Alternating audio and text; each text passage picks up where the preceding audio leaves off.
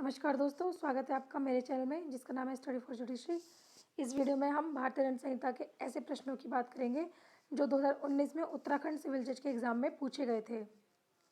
Video last तक देखिएगा, ये क्वेश्चंस आपके लिए इम्पोर्टेंट हो सकते हैं क्योंकि उत्तराखंड का एग्ज़ाम अब आने ही वाला है। चलिए स्टार्ट करते हैं। पहला प्रश्न आया था, भारतीय दंड संहिता की धारा 300 के अंतर्गत कितनी परिस्थितियाँ बताई गई हैं जिसमें सदोष मानववध एक हत्या है। ये पूछा गया है कि किसमें सदोष मानववध एक हत्या है। ये धारा 300 के अंदर पूछा गया है प्रश्न। तो इसमें टोटल 4 परिस्थितियाँ बताई गई हैं जिसमें सदोष मानववध एक हत्या है और टोटल 5 अपवाद बताए गए हैं जो कि आपराधिक मानववध को परिभाषित करते हैं। तो इसका आंसर ऑप्शन सी होगा 4। अगला प्रश्न देखते हैं। ए बी को घोर उपति कारित करने के आशय से बी के घर में प्रवेश करता है किंतु पाता है कि बी घर में नहीं है। ए कौन सा अपराध करता है, यदि कोई करता है तो इसमें क्या अपराध उसने किया है। इसका जो आंसर होगा वो ऑप्शन ए घोरोपति कारित करने का प्रयास, या गृह वेदन, या सी कोई अपराध नहीं, या डी ए और बी दोनों। तो इसका सही आंसर ऑप्शन ए होगा कि घोरोपति कारित करने का प्रयास। अगला प्रश्न देखते हैं।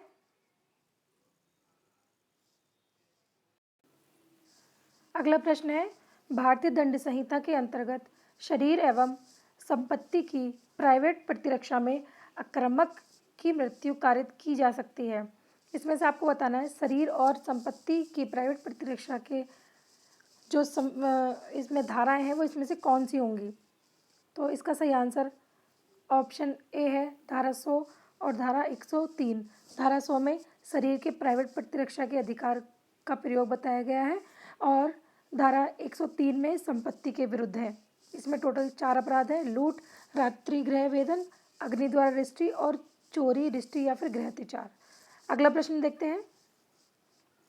अगला प्रश्न है, भारतीय दंड संहिता की किस धारा के अंतर्गत दुष्प्रेरण का प्रावधान है। इसमें से किस धारा में दुष्प्रेरण की डेफिनेशन है। 106, 107, 108 या उपरोक्त में से कोई नहीं।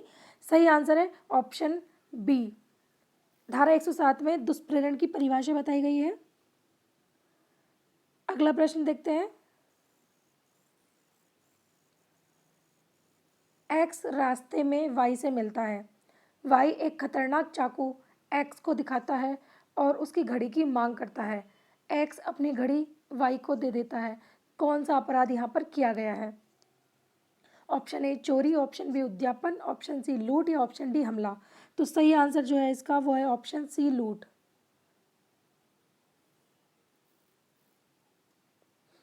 अगला प्रश्न देखते हैं। भारतीय दंड संहिता की धारा 379 में क्या है। चोरी के अपराध की परिभाषा है। ऑप्शन बी चोरी के अपराध के लिए दंड है, या ऑप्शन सी ए और बी दोनों, या ऑप्शन डी तीनों में से कोई नहीं। भारतीय दंड संहिता की धारा 379 में है ऑप्शन बी चोरी के अपराध के दंड का प्रावधान, ऑप्शन बी। यदि कोई चोरी करता पाया जाएगा तो उसको 3 वर्ष तक की सजा हो जाएगी या फिर जुर्माने से उसको दंडित किया जाएगा। अगला प्रश्न है, लूट के अपराध में सम्मिलित है। लूट के अपराध में क्या सम्मिलित है। ऑप्शन ए चोरी, ऑप्शन बी उद्यापन, ऑप्शन सी ए और बी दोनों, या ऑप्शन डी उपरोक्त में से कोई नहीं। सही आंसर इसका होगा ऑप्शन सी। लूट जो है इसमें चोरी और उद्यापन दोनों ही आते हैं। अगला प्रश्न है, प्रसिद्ध वाद आर बनाम गोविंदा, ये 1876 का वाद है। एक बम्बई 342 में अभियुक्त गोविंदा को किस अपराध के लिए दंडित किया गया था। ये आर बनाम गोविंदा वाद ऐसे भी समझ सकते हैं कि किस अपराध से संबंधित ये वाद है। तो ये था सदोष मानव वध से, ऑप्शन ए सदोष मानव वध से संबंधित वाद था ये। अगला प्रश्न देखते हैं। जब कोई व्यक्ति आजीवन कारावास के दंडादेश के अधीन हो, यदि किसी की हत्या का प्रयास करता है और यदि उस व्यक्ति को उपति कारित करता है तो उस व्यक्ति को मृत्युदंड से दंडित किया जाएगा। ऑप्शन बी, उस व्यक्ति को मृत्युदंड से दंडित किया जा सकता है। ऑप्शन सी, उस व्यक्ति को उपहति कारित करने के अपराध के लिए दंडित किया जाएगा। या ऑप्शन डी, उस व्यक्ति को आजीवन कारावास के दंड से दंडित किया जाएगा। इसका सही आंसर है ऑप्शन ए, उस व्यक्ति को मृत्युदंड के लिए दंडित किया जाएगा। धारा 307 के दूसरे पैरा में ये स्पष्ट किया गया है कि अगर कोई धारा 307 में वर्णित अपराध करेगा या करने वाला कोई व्यक्ति, उसको आजीवन कारावास के दंडादेश के अधीन उसको दंड दिया जाएगा। यदि कोई उपहति हुई है तो फिर उसको मृत्युदंड दे दिया जाएगा। अगला प्रश्न देखते हैं, कौन सा चोरी का आवश्यक तत्व नहीं है इसमें से? चल संपत्ति, या उस संपत्ति पर कब्जा, या उस संपत्ति का स्वामित्व, या फिर उस संपत्ति को हटाया जाना। तो इसमें से कौन सा चोरी का आवश्यक तत्व नहीं है? तो ऑप्शन सी, उस संपत्ति का स्वामित्व।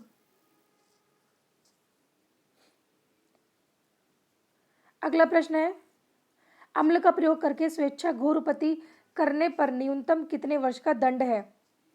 ऑप्शन ए है जुर्माने के साथ 7 वर्ष का कारावास। ऑप्शन बी है जुर्माने के साथ 10 वर्ष का कारावास। ऑप्शन सी है जुर्माने के साथ 15 वर्ष का कारावास। या ऑप्शन डी है जुर्माने के साथ 20 वर्ष का कारावास। इसका सही आंसर ऑप्शन बी होगा,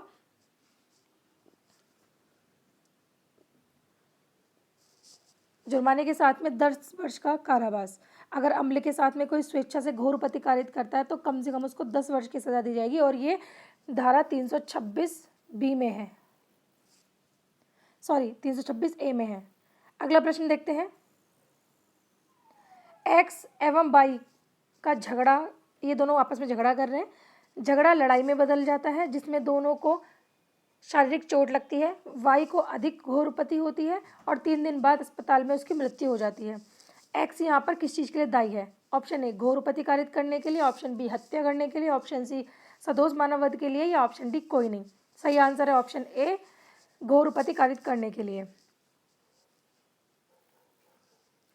अगला प्रश्न है, भारतीय दंड संहिता की निम्नलिखित में से कौन सी धारा मृत्यु कारित करने या पीड़िता के सतत विनाशक स्थिति में परिणामित होने के दंड का प्रावधान करती है? इसका सही आंसर क्या होगा? ऑप्शन ए, धारा 376 ए, 376 बी, 376 सी, या 376 डी। इसका सही आंसर ऑप्शन ए होगा, 376 ए। अगला प्रश्न है, भारतीय दंड संहिता की धारा 84 में कौन सी अभिव्यक्ति प्रयुक्त की गई है? इसमें से कौन सी अभिव्यक्ति 84 में है? ऑप्शन ए, पागलपन। ऑप्शन बी, मानसिक बीमारी। ऑप्शन सी, चित्त विकृति। ऑप्शन डी, उन्मुक्ता। इसका सही आंसर है ऑप्शन सी, चित्त विकृति। 84 में चित्त विकृति। अगला प्रश्न है, भारतीय दंड संहिता के अधीन आपराधिक मानहानि के कितने अपवादों का प्रावधान किया गया है? तो इसमें टोटल 10 तरह की मानहानियों का प्रावधान किया गया है। अगला प्रश्न है, भारतीय दंड संहिता सदोष अभिलाभ एवं सदोष हानि को परिभाषित किया गया है। ये मैंने आपको अपनी वीडियो में भी बताया था आईपीसी की, जब मैं आपको डेफिनेशन वाला पोर्शन कराया है। अगर आपने वो वीडियो नहीं देखी है आप उसको जाके देख सकते हैं। मैंने डेफिनेशन वाला कुछ पोर्शन करा दिया है जिसमें ये सदोष लाभ और सदोष हानि वाला क्वेश्चन भी मैंने बताया था कि ये बनता ही बनता है क्वेश्चन ही वाला। तो देखिए आया था ये 2019 में उत्तराखंड के पेपर में। तो इसका सही आंसर क्या होगा? ऑप्शन बी, सदोष लाभ और सदोष हानि। ये ऑप्शन बी धारा 23 में है। ये देखिए जंगम संपत्ति धारा 22 में है, 23 में सदोष लाभ सदोष हानि है, 24 में बेईमानी से है और 27 में पत्नी, लिपिक या सेवक के कब्जे में यदि कोई संपत्ति है तो ये माना जाएगा कि वो मालिक के कब्जे में है, मालिक से ही कोई बात हुई है। ठीक है। अगला प्रश्न है, भारतीय दंड संहिता का निम्नलिखित में से कौन सा प्रावधान अगला प्रश्न है, भारतीय दंड संहिता का निम्नलिखित में से कौन सा प्रावधान मैकनॉटन नियम पर आधारित है? तो इसमें से मैकनॉटन नियम पर जो आधारित है, option A 83, option B 84, option C 85, option D 86। सही आंसर होगा इसमें ऑप्शन बी 84, विकृतिता वाला इसमें आ जाएगा। अगला प्रश्न देखते हैं, भारतीय दंड संहिता की निम्नलिखित में से कौन सी धारा दंगों को परिभाषित करती है? दंगों की डेफिनेशन किस में दी गई है? तो ये ऑप्शन सी है, 159 में दंगों की डेफिनेशन दी गई है। अगला प्रश्न है, निम्नलिखित में से कौन सी भारतीय दंड संहिता की धारा मिथ्या दस्तावेज रचना को परिभाषित करती है? मिथ्या दस्तावेज रचना, तो ये परिभाषा दी गई है ऑप्शन ए 464 में, option B 465, option C 466, option D 467। तो इसका सही आंसर ऑप्शन ए है 464 में मिथ्या दस्तावेज रचना की डेफिनेशन है। अगला प्रश्न है, एक महिला महाविद्यालय के गेट के पास खड़ा होकर अश्लील गाने गाता है, इसमें से कौन सा अपराध किया गया है? ए जो है, महिला महाविद्यालय के गेट के पास में खड़ा होकर अश्लील गाने गा रहा है, तो उसमें उसने कौन सा अपराध किया है? ऑप्शन ए हमला, ऑप्शन बी स्त्री की लज्जा भंग करना, ऑप्शन 3 आपराधिक अभित्रास, या ऑप्शन डी अश्लील कार्य है। इसका सही आंसर जो ऑप्शन ए होगा, हमला। अगला प्रश्न है, मानव को अन्य मानव द्वारा मृत्यु कारित किया जाना कहा जाता है? तो इसमें ऑप्शन ए हत्या, ऑप्शन बी सदोष मानववध, ऑप्शन सी मानववध, या ऑप्शन डी वध। इसमें मानववध आंसर होगा, ऑप्शन सी। अगला प्रश्न है, निम्नलिखित में से भारतीय दंड संहिता का कौन सा प्रावधान मत व्यक्ति द्वारा लोक स्थान के अवचार को दंडित करता है? ऑप्शन ए है 507, option B 508, option C 509, option D 510। सही आंसर इसका है ऑप्शन डी 510। ये आईपीसी की धारा 510 में है। अगला प्रश्न है, निम्नलिखित में से भारतीय दंड संहिता की कौन सी धारा स्वेच्छा को परिभाषित करती है? स्वेच्छा की डेफिनेशन किस में है? सेक्शन 39, सेक्शन 38, सेक्शन 37 या सेक्शन 36। सही आंसर इसका होगा ऑप्शन ए सेक्शन 39 में है स्वेच्छा की परिभाषा। अगला प्रश्न है, और आज की वीडियो का ये लास्ट प्रश्न है। मैंने आईपीसी के ये कुछ क्वेश्चन कराए हैं 2019 में जो आए हुए थे उत्तराखंड में। लास्ट क्वेश्चन है कि भारतीय दंड संहिता की निम्न में से किस धारा के अंतर्गत लोग मार्ग पर उतावलेपन या उपेक्षा से कोई वाहन चलाता है तो वो कौन सा अपराध करता है?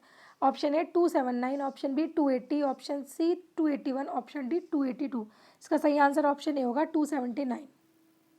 तो फ्रेंड्स, ये मैंने आपको क्वेश्चन करवाए हैं उत्तराखंड के, जो 2019 में पेपर आया था उसमें आए थे आईपीसी के प्रश्न।